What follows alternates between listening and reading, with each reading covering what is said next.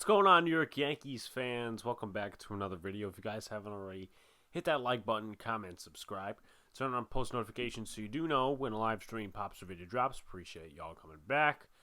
Saturday should be a new episode of the Big Blue in the Bronx podcast. I may have an announcement next week.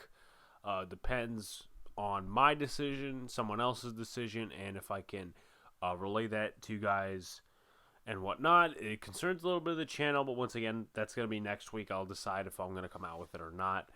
It's going to be a fun one. But with that being said, let's talk baseball. Let's talk Yankees.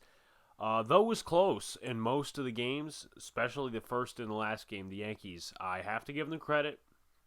As a Yankee fan, as a content creator, they got it done. They swept the Rangers, but the Rangers are one of the worst teams in the AL. They swept the team. I'm not going to take that away from them. But now is the big boys. It's going to be the Red Sox, the Jays, and the Rays, I believe. So it's going to be an interesting couple of days. And, we're going to see how the Yankees handle real competition at this point in the year. Because, listen, it's all fun and games, and I appreciate and I really love the fact that the Yankees came in, they swept the Rangers and whatnot, but if they can't beat the Blue Jays, they can't beat the Red Sox, they can't beat the Rays, and then they go into the playoffs somehow, it's going to be a tough one for them. I'm not going to say and sit here and say that the Yankees are going to go to the World Series champs, World Series documentary. No, I'm not going to say that. To be honest with you, most of my opinions have not changed on certain players. One play's one play. I look at the team as an overall perspective. I don't just, sit here and say, oh, this player is good because he did this play, But I'm not going to say that they're going to the World Series yet. We need to evaluate them and not make overreactions based off of a series win against the team that's finishing 5th in the AL West. But listen, be happy about it as I am, Definitely a great thing to feel, excitement. With that being said, let's go into game one. As I do this chronologically, Nestor Cortes started. He did okay. It wasn't a Nestor start as we would expect. They used a lot of the bullpen. And, well, the bullpen got it done for the most part, I could say, or I should say all of it. With that being said, here's some key events, some important events from that game. Nestor Cortes gave up 2 straight singles in the first to Connor Falefa and Andy Ibanez, but he did strike out the next 3, Adolis Garcia, DJ Peters, and Nate Lowe. That was in the first inning, and something I'll compliment about Nestor Cortes, whether he gives up a homer or something like that, or even gives up a single, he knows how to work out of jams, and I think that would really help the Yankees in the playoffs. You could have Domingo in the bullpen, whoever you want in the bullpen. Obviously we've seen some incomplete starts. And obviously Cortes didn't go 5 innings like many Yankee fans would have wanted, but he gets out of jams.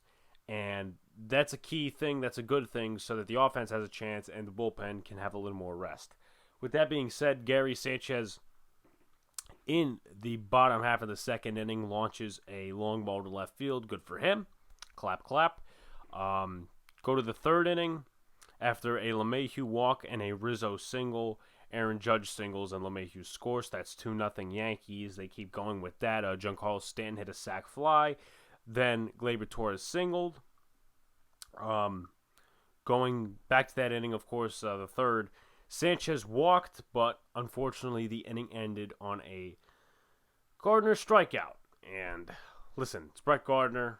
Our expectations are not up here anymore for Gardner, and he's, 37, 38 years old now, so can't expect him to do much. And he's been somewhat decent over the last couple of games, but I'm not going to expect him to, oh my God, hit 7 home runs. Like, he hit a home run when I was there, but, just can't happen because it was a close game. They scored 3 runs in the top of the 5th inning, and some of those situations can come back and bite them in the ass, but right now we're celebrating about a win. So Cortes does give up a home run in the 5th inning to Charlie Culberson. It was a hanging slider. Unfortunately, in my opinion, his breaking ball can really hang at different points in time, and It's way too much on the plate. And I'm not some, major league analyst, though I have played the game of baseball, but I guess that's just a weakness for Nestor Cortes. But, he does have his tactics of going through the windup and going from the stretch differently. That's what I appreciate about him. But, he gave up a home run to Charlie Culberson on a hanging slider. Then the Rangers started a mini rally. Isaiah Kiner-Falefa singled, Taveras scored, and then after Chad Green came in, Adolis Garcia had a sac fly. Kiner-Falefa scored, but they were within a run, and from there they didn't score. The Yankees kept them at a nice length. Obviously, no runs. Obviously, hits, will factor in. They only gave up 2 hits in the bullpen. It was a pretty good job by the bullpen from what I could say. Chad Green, 1 strikeout. Clay Holmes, 2 strikeouts and a hit. Joely Rodriguez, who has really surprised me, in all honesty. I thought he was going to be bad once he came over from the Rangers, but he's been a solid piece in this bullpen, to be honest. 1 strikeout, 1 hit, and Aroldis Chapman, 2 strikeouts. Yankees 2 for 6 with runners in scoring position, 9 left on base. Anything really to remark here? I don't think so. So, move to the second game.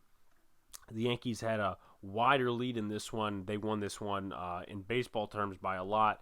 They won this one 7-1. Rizzo was plunked. Judge doubled. Then Stanton grounded out in the first. The Yankees took the lead 1-0. Go to the second inning. Gleyber does not score on a Gardy double. Now, I will credit Gleyber later in the video because he did hit the go-ahead RBI double, opposite field RBI double that actually won today's game. But you gotta run the bases with effort. And this is the thing with Gleyber, Obviously, we'll appreciate when he gets the hits and the doubles and the walks and the homers and stuff like that. But it's got to be done with effort. You got to have heart for it. And sometimes I question his heart. I question Giancarlo Stanton's heart sometimes. I question, what's another player? Gary Sanchez. I question his heart sometimes. And I feel like Gleyber Torres really didn't want to score. But Gardy doubled, went to second. Gleyber goes to third. The Yankees did not do anything in that inning, or at least, they didn't do anything in that inning. Isaiah Kiner-Falefa, he did make a nice play at shortstop. Once again, the Yankees go 0 for 2 as runners in scoring position in the second. Though Stanton kind of picks them up in the third inning with a line drive home run down the left field line. In the fourth inning, Monty actually did well this game, but he did give up a run on a Nick Solak groundout. Monty avoids the worst of a jam with the runner on second.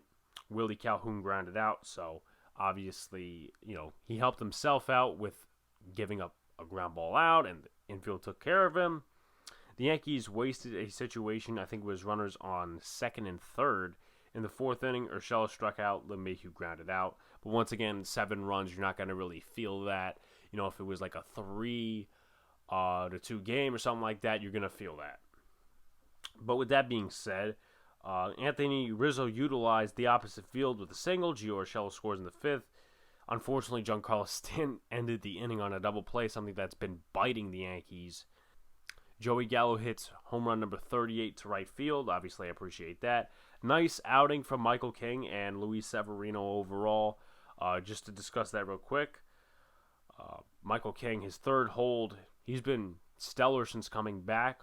1 1/3 innings pitched, 3 strikeouts, and Sevy, man. 2 hits, 2 innings, 2 strikeouts. I mean, he looks good. He looks good. I'm not going to make any assumptions, but if he pitches like the way he did, he's a force for this bullpen to use in the playoffs. They're not going to start him because, he just came off the IL, and we have how many games to go in the season, right? With that being said, going back to my chronological and important events, LeMahieu walked and Rizzo got hit by a pitch, which set up Aaron Judge's opposite field home run 7-1. And then obviously I mentioned Luis Severino making his first appearance since 2018. He pitched well, 2 hits, 2 Ks, 2 innings pitched. So can't complain about that. Cannot complain about that. 2 for 8 with runners in scoring position, but once again, you're not going to see that because they scored 7 runs. 4 left on base. Anything else to remark? Gallo struck out 3 times, but he hit a home run. He hit a homer in the 6th, and this is the player Joey Gallo is. I've come to accept it, but I will not sit here and not criticize him when, there is criticism to be had, for lack of better words. When he needs to be criticized, I'll be right there, just like any other player. But I obviously appreciate the contribution. So we go to this game, the final game. Yankees win 7-3. It seems like it wasn't a close game, but trust me, towards the ending, it didn't seem like a close game. Adolis Garcia singles in the second. He also steals a base. He also scores on a Willie Calhoun single. Corey Kluber on the mound versus his former team. And we all remember the last time he faced his former team, of course, the no-hitter in Texas. Going back to the fourth inning now, DJ Peters doubles to left, scores on a Brock Holt single. That's a tough play to make if you're LeMahieu and if you're Gallo, because, you don't know who's calling it. At least I think this is the right play that I'm talking about. Yeah, because Kiner Falefa is not a lefty. But it was a left field hit, opposite field hit. They got to communicate. And I think that's the left fielder's ball. I'm not going to try to spread blame on anyone who doesn't deserve it, but that play has to be made. Because if it's not made and the Yankees don't win this game, that's going to be one of the things that we talk about. Hey, they should have made this play. But going to the fifth, Kiner Falefa singles. Yanni Hernandez scores, and he really shouldn't have because Gardner was a little slow in center field. Hernandez doubled. That's how he got on the second base, but Gardner was a little slow in center field, and the throw wasn't even close. So Hernandez obviously was in the second, scores on the Kiner Falefa single. Wandy Peralta relieves Corey Kluber. Not a great start by Kluber. He had 4 strikeouts, 3 earned runs, 8 hits, and 4.1 innings pitched. He didn't really get early run support, but, he got it towards the end of the game. But once again, I'm not too keen on this start. I'm not going to lie to you guys. After flying out to center in his first at-bat, Kyle Gashoka doubles to center. The Yankees score 2 runs, Urshela and Torres, but unfortunately, I don't know who to blame this on, honestly. It might be Higgy, it might be Nevin, it might be both. A fly ball to right field. I forget who hit it, to be honest. Adolis Garcia makes the catch, throws Higgy out at home. Now, obviously, we're not talking about that a lot because the Yankees won. But, man, don't the Yankees have the metrics and the advanced stats to tell, who has what type of arm, who has an arm where you can go, who has an arm where you can't go? Because on Yes, for those who watch the Yes broadcast, they have who's the red light, who's the green light, who's the yellow light, basically you take a chance on. And the way Adolis Garcia threw it home, it seemed like he was a red light. You should not be going. But obviously that was that inning, and the Yankees ended up coming back anyway. So Judge did score on a wild pitch from Dennis Santana. He, Stanton, and Gallo walked. That's how they got on base. Gleyber struck out, unfortunately, so they couldn't get runs any earlier. But Gio also struck out to end the inning. But Gleyber Torres does make up for it, though. Joey Gallo doubles to the opposite field. In the 8th inning, Gleyber hits his own opposite field double to right. Yankees take the lead 4-3. Urshela reaches on an error. The second baseman didn't handle it. I think it's the shortstop, actually. Let me take a look at that real quick because it had to be, it was on Hernandez, who was at second. So I thought they were shifting. But no, Hernandez couldn't handle it. Threw home. Gleyber was safe just by a tad. The Yankees took the lead 5-3 from there. Then Gary Sanchez, home run to center field. And the rest is history. The Yankees won 7-3. Corey Kluber, not a great start. But the bullpen did a nice job. Wandy Peralta, Clay Holmes, Chad Green, Aroldis Chapman, the usual stuff. Yankees 3 for 12 with runners in scoring position. Tyler Wade, 2 stolen bases. 2 errors for the Yankees, which is something I would like them to clean up. Obviously, that throw that hit Kiner Falefa's back, and then one of the fielding errors on Urshela ranging from shortstop. So, just as in final thoughts, man, this is I apologize for hitting my mic there. This is an encouraging set. There has to be momentum, though. There can't be just, they win 3 games and, they just go to the next series and blow it. I jokingly have come up with an analytic, right? Here's the analytic. That if you sweep a series, Yankees sweep the Rangers, you are less likely to win the next series. Basically, as a joking way, you have won yourself out. Now, this is not just Yankees. I could refer to any team. My basic point is that I'm trying to make fun of how analytics are used and how they're not just a tool, and a lot of managers are screwing up the teams that they manage because they use them too much. I'm just making a joke there, but, momentum needs to happen. The Yankees need to do some things against the Blue Jays, the Red Sox, the Rays. I'm going to try to make one of the last games in October, probably against the Rays. Maybe that Friday night. I have to see what I'm doing, though. Obviously, it was a fun time. If you guys haven't already, go watch that vlog. I'm not going to say World Series yet, but momentum has to happen. The Yankees are currently in that second wild card spot, I think by half a game. And let's remember, they did lose it before. So I'm not going to sit here and be like a monkey. Ooh, ah, ah, ooh, ah. No. I'm very stationary when it comes to the Yankees. There's a lot of Yankee fans out there that are just saying, oh, if they lose one, oh, season's over, World Series is over. But when they win, it's, oh, we're on the World Series right now. No. I believe you have to be consistent in these types of times. And listen, fans are fans. We all have those moments, right? But content creators as well. I feel like content creators have to be consistent. That's just my opinion, though. But if you guys haven't already, like, comment, subscribe, turn on post notifications so you know when a live stream pops video drops. I'm probably going to be doing a Tuesday, Saturday schedule in terms of releases for the Big Blue in the Bronx podcast or something like that. Keep up with it. Once again, I might announce something next week if some things get resolved.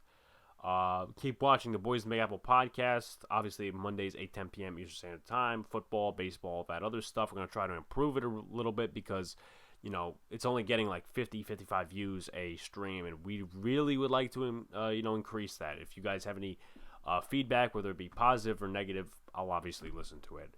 We'll see if we're going live on Sunday, at least for like a little pregame thing. But with that being said, guys, peace out. See you later. Stay cool. Go Yankees and go Giants. Hopefully they win this Sunday.